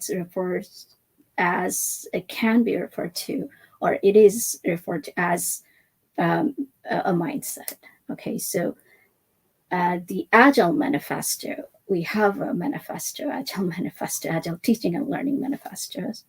And so I want to highlight a few things from there also. So the Agile Manifesto says that, the Teaching and Learning Manifesto says that the attitude and learning skills are over aptitude and degree, employability and marketability over syllabus and marks, competence and collaboration over compliance and competition, faculty and students over administration and infrastructure. And so with that, I would like to pose another question. To create the future of education, a global education system, how do we prepare our future generations so that they can take part in the complex world, the work environment, the society where uncertainty is the only certainty? So better problem solvers per se. So I want to highlight, as I mentioned before, two research work that was highlighted. The title of the paper, research paper, is Universities in Africa, Working on Excellence for Whom? Reflections on Teaching, Research, and Outreach Activities at African University. And this research is done by Dr. Jacques Zeeling. And the article discusses the current dynamics at African universities concerning the quality of teaching, the role of research, the level of community outreach, and the position of higher education in the educational sector as a whole. So one of their central conclusion was that the system of education in Africa in general, the higher education in particular, is highly dysfunctional, especially in terms of wasted human capacity as well as financial resources. And I also want to share a quote from that study, is that every day we can see the university buildings. We always wonder if this big institution with all its knowledge cannot help us, but we do not know how to ask, and we are afraid that they will send us away. I want to take you through another research work, and the title of this article is It Takes a Village, Attaining teaching excellence in a challenging context. And the focus of this article was a teaching and learning activity system, which it studied the purpose of understanding and resolving contradiction in the system. And so, well, it's a global, as I mentioned, it's a global issue. Globally, the academic profession faces many challenges, including pressure of mass higher education, fiscal constraints, new technologies, changing attitude towards accountability and management. So the current difficulties in this was a particular highlights in South Africa. So the current difficulties in South Africa, as it takes a village, finds that attaining excellence in challenging contexts of 162 education centers, such as how participation and throughput rates are partly due to historical legacies, current practices which continue to disadvantage some universities and others.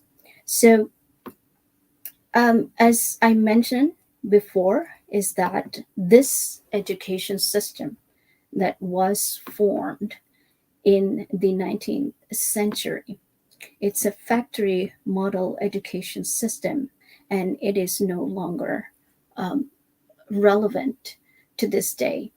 And so that's what I'm going to end my story with you.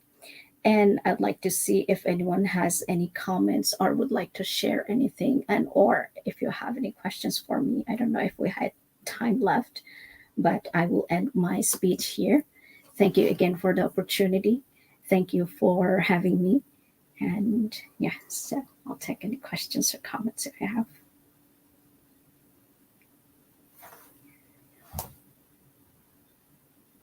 Yeah, you're muted. Sorry. So I don't have any questions, but is there a link that we can share with the viewers maybe, or a website that you want to mention just so they can go and check out the resources that are available to them? Sure, absolutely. You're welcome to join our network, and there's a free membership, and we have it's a very active network, so we have regular events, one coming up next week actually on Thursday. So here we are, and then also I'll share our website,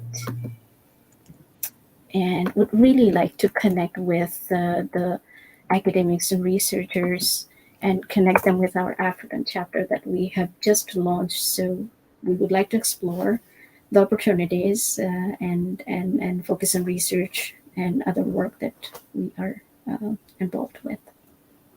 Awesome. All right. So I will go ahead and put that in the comment section. So please feel free to check out the website or the link to register for class. And we appreciate you again, Professor Hanna, for coming on and taking the time and speaking with us.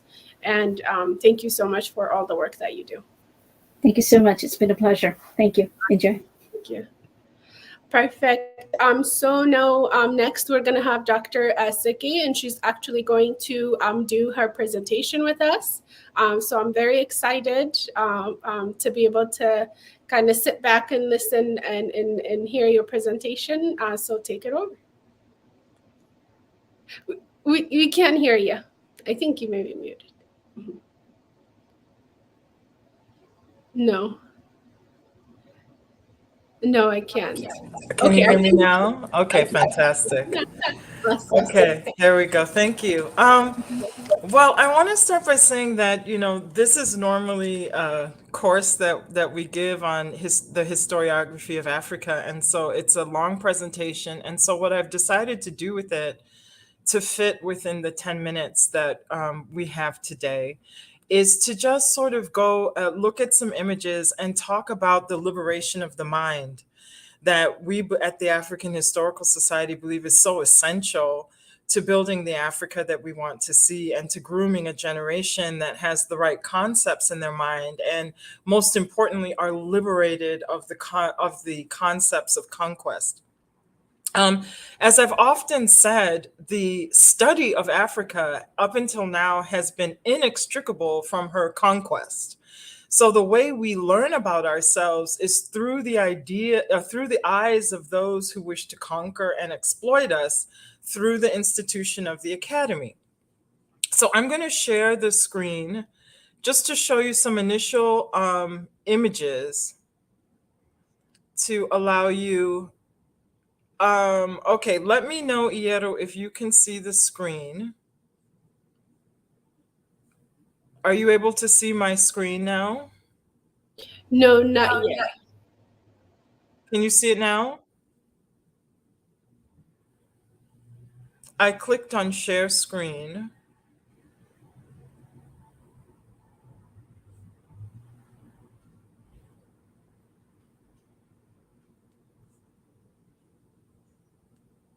Okay, there we go. I think, are you able to see that now? Hello? Yes, I do see it now.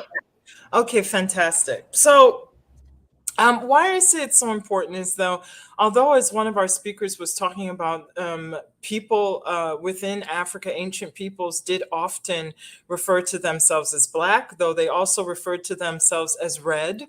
That's very important to also note that we were also referring to ourselves as red peoples. And as any artist will let you know, the vast majority of us who are like my complexion, which is a brown color, in order to get that color, you'll use primarily red. And into that red, you'll mix some blue and yellow to get the various shades that most Africans have. So we also refer to ourselves as red peoples.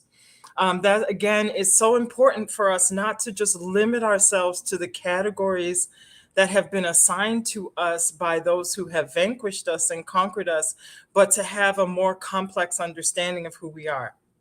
Now, this map is very, very interesting, and I usually start this out to get people to realize that, for example, the fact that the North is now at the top is arbitrary. That is something that was a decision of 15th century European cartographers when Europeans started their age of discovery, which we rename as the age of European conquest. And when European cartographers started to draw maps of the world, they put the North at the top and they put Europe in the center. Now, prior to the 15th century, the South being up, the South up map was very common in the ancient world and represented the African worldview. So that even today, within the Ethiopian priesthoods and other priesthoods of Africa, the idea was that the Nile came from heaven. So in the maps that we look at today, where the North is at the top of the map, for us Ethiopian Africans, it's a bit strange because the Nile is flowing upwards, which is counterintuitive. And indeed, in ancient times, when Africans made their own maps, we put the South at the top, representing the idea of the Nile flowing down from heaven. And under the foot of the African kings was the Mediterranean. So here on the right, this is an ancient African map from what is referred to as Kemet, Egypt. It was also a Cushitic map. And you can see the Mediterranean at the bottom. You see the northern coast of Africa depicted there. And if we were to go up the map, you would see the southern tip of Africa at the very top of the map. So the idea that the North is up is one way in which the entire perspective of the world was changed through European conquest and the way in which we understand ourselves and how we're situated in the world. Another such map that I like to show people just to give people a chance to have an image of how things have changed is that up until the colonial era, the Atlantic Ocean was known as the Ethiopian Ocean. And the Indian Ocean was known as the Eritrean Sea. Let me see if I can share with you the map of the Eritrean Sea, which, out it's not showing here, but you all can look it up online, look up Eritrean Sea up until from the 5th century BC all the way up until the 19th century, the Indian Ocean, you know, the height of the colonial era, the Indian Ocean was known as the Eritrean Sea, and the Atlantic Ocean was known as the Ethiopian Ocean, so that we can see that there are specific effects, deleterious effects vis-a-vis the position of Africa and Africans and African descended people in the world was diminished, particularly by the colonial era. First, again, in the 15th century, reaching another climax in the colonial era. Another map that I think is very useful for us to look at to understand how the position of Africa in the world and how our own understanding of who we are has so changed is, you know, I made this map up of showing you the medieval African trade routes. So one of the things that we need to sort of disavow ourselves of is also the idea that Africans have been just influenced by outside cultures, but our cultures and civilizations have not impacted the world, or that we were not traveling around the world taking knowledge of how to build, knowledge of medicine, knowledge of astronomy, knowledge of weaving, knowledge of metallurgy all over the world. And so this map, for example, shows medieval trade routes, and you'll see I put in this blue arrow going straight across the African Sahel. There is a relationship between all of these kingdoms that you see here on the right, from Eritrea all the way across into West Africa. People have been moving back and forth for millennia, carrying with them their languages, their cultures, their knowledge, intermarrying with each other, so that as we rebuild, we need to disavow ourselves of these borders that Europeans strategically put to divide up African empires, to divide up African trade routes in order to take control of our wealth. So interestingly, just a few months ago, I learned that Nigerian Fulanis turned up in Ethiopia.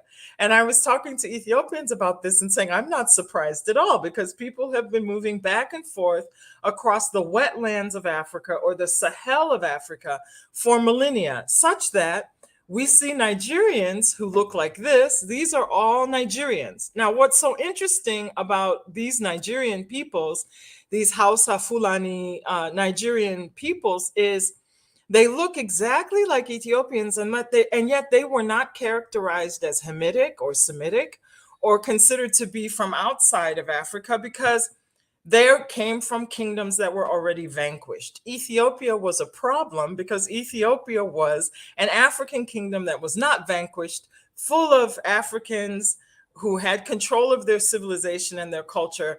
And so one had to explain them away. And so one says that they are not Africans, or their culture doesn't come from Africa. But as you can see, these are Nigerians, and you cannot distinguish them from any Ethiopians. Similarly, these Ethiopians cannot be distinguished from anyone in any other part of Africa. So I like to say, you know, we need to begin by liberating our minds of these false categories, these false racist categories that have been put into our minds. We need to look at, again, when we look at the study of Africa, one of the things that I noticed when I was doing my degree in Semitic and Egyptian languages and literatures was that there was a constant discussion of peoples carrying civilization into Africa, whether it was so-called Semites or Europeans or Romans or Greeks, but there was no study practically no study or discussion of the flow of culture in the opposite direction. So we need to gain a deeper understanding of how Africa has contributed to global civilization and how our civilizations have impacted other civilizations around the world, in order to also have the courage to rebuild our civilization. So These are some pre-colonial perspectives on looking at African cultures and civilizations and identities. And we find that the African language groups follow these trails. So interestingly, we have the trans-Saharan cultures of Africa. Again, the Arab conquest of Africa is post 7th century. It comes to a head in the 7th century. And prior to that, you had other endogenous African peoples who inhabited Northern Africa and who survived there. In pockets, many of them have suffered rape and genocides, but they continue to fight for the right to speak their languages and to express their cultures. Inter-Sahelian culture from Eritrea all the way to West Africa. Because of the situation in Ethiopia today, I like to stress that the Ethiopian Academy was indeed colonized. The new history of Ethiopia that was given by Germany and England created a lot of the divisions that we now see in Ethiopia. So most Ethiopians have false ideas in their minds about a Semitic North, a so-called Semitic North, and a non-Semitic or Cushitic or Africoid South, right? And this comes out of ignoring the Cushitic peoples who are some of the most ancient inhabitants of northern Ethiopia, like the Kunama people, like the Agua people, like the Tigray people, like the Nara people, like the Nere people, all of these Cushitic groups who have been living in Aksum and Tigray and Eritrea as far back as we go. Similarly, in the south of Ethiopia, we have the Gurage, who are so-called Semites. We have several Omotic groups that have been reclassified as Semitic. So we need to be critical of all of these categories, the language categories, all sorts of ethnic categories. All of these things were instituted in order to facilitate the conquest of Africa and the degeneration of her civilizations, of her kingdoms, of her empires. Similarly, we have the Sudanic nexus of African civilizations and cultures. So you find some of the same languages spoken in Sudan and in Nigeria, like Gambara. Gambara is a language that's spoken in Sudan, and it's spoken straight across that whole green area that I have put there. And then, of course, the vertical line that I have there, that defines the Nilotic cultural nexus. One of the things that I've been pushing for very much in my field is to study Egypt or Kemet, Punt, Kush, that is Egypt, Ethiopia, Sudan, together to understand the interrelatedness of these civilizations. This has not been done because the aim of the vanquisher is to see to it that we remain divided and that we understand ourselves as in such a way that we do not identify with each other. So we push very much at the African Historical Society, ridding our minds of these categories that were put in place in order to divide us and in order to rule over us. Finally, because I know I'm running out of time, let me just show you this slide, which I made up to show just some of the ancient African scripts. I had to make this slide because you never see them together. And I believe that this is by design. These are the most ancient forms of writing in the world. The conquest of Africa has always been connected with the plundering of our libraries. One of the things that I always ask is, if civilization came from the Middle East and from the Mediterranean, why is it that they are always coming to Africa to plunder our libraries? From 48 BC until today, through Timbuktu, which was a medieval height at one time. 25,000 students studied in Timbuktu, Mali each year. People came from as far away as Mecca to study in Timbuktu. So if civilization came from the Middle East and from the Mediterranean, why is it that I cannot find a single solitary African king who ever even contemplated plundering a Greek library or a Roman library? Why did no one go to Mecca looking for knowledge from Africa until after the conquest of the Africa and the destruction of African knowledge centers and the delegitimization of our institutions? So first here we have the hieroglyph, which everybody knows is the temple script. Next to it, however, we have Demotic, which very few people get to learn or even see. And Demotic was the everyday script of ancient Kemet, of ancient Egypt. That was the everyday writing that everybody used. Next to the Demotic, we have Meroitic. Meroitic was the written language of ancient Sudan.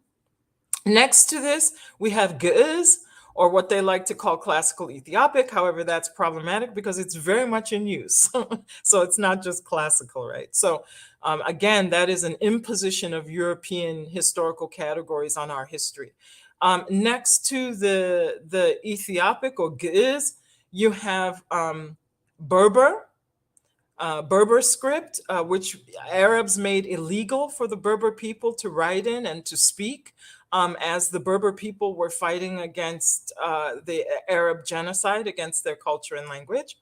Next to the Berber, we have Phoenician, which they claim came into existence in what is now Syria. However, we have now found stelae with Berber writing on it older than the Phoenician. So it would appear that Phoenician and Greek come from African script.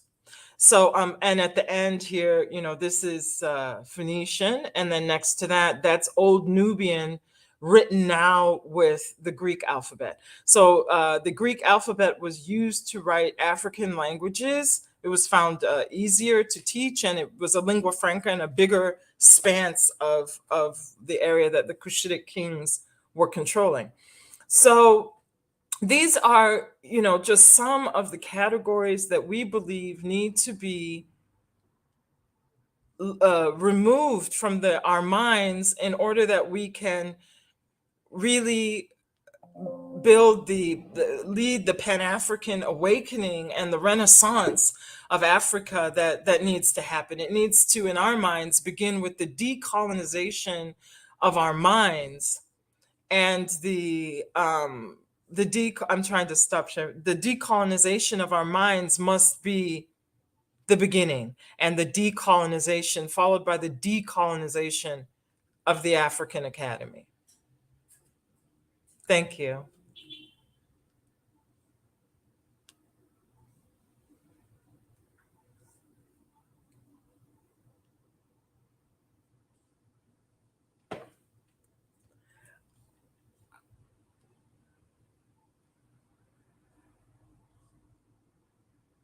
I can't hear you yet, or you're muted. Oh, sorry. I'm like talking away. No, I was saying, thank you so much for taking the time to do the presentation, because my generation, I feel like we don't take the time or spend the time to learn about the history going back all the way those decades. And you have to really dig deep and really take the time to read books, to be able to research, to understand some of these things, because mainstream media and other resources that are available to us, especially in the diaspora, they don't highlight those things. So it's so important, like, to have someone, like you, an intellectual, to come out and kind of give us a good, at least overview, so that we can also go and do a deeper research and be able to learn that. So thank you for doing that. Oh, you're very welcome. I've dedicated my life to uncovering this information for the youth. You are our future. And the African Historical Society is dedicated to arming you with the information and the references and the reference material that you have, so that you can go out with confidence and say, this is why you believe what you believe, and have the references to back it up. If anyone questions you. So we'll be providing free information on Instagram. We'll be providing free information on YouTube, and we will soon have courses for which we will be giving people scholarships to learn ancient African scripts and languages, and contemporary languages as well, and take history courses. And we would, we plan to subsidize that for underserved communities. Awesome. Perfect. Thank you so much again for joining us. And with that being said, we're kind of going to conclude today's discussion. Thank you everyone for joining us from wherever you are. We really appreciate you, and thank you again for our sponsor, United States of Africa and the Council of Ethiopian Diaspora. We thank you and appreciate you, and I hope that everyone has a lovely weekend. Thank you. Hey.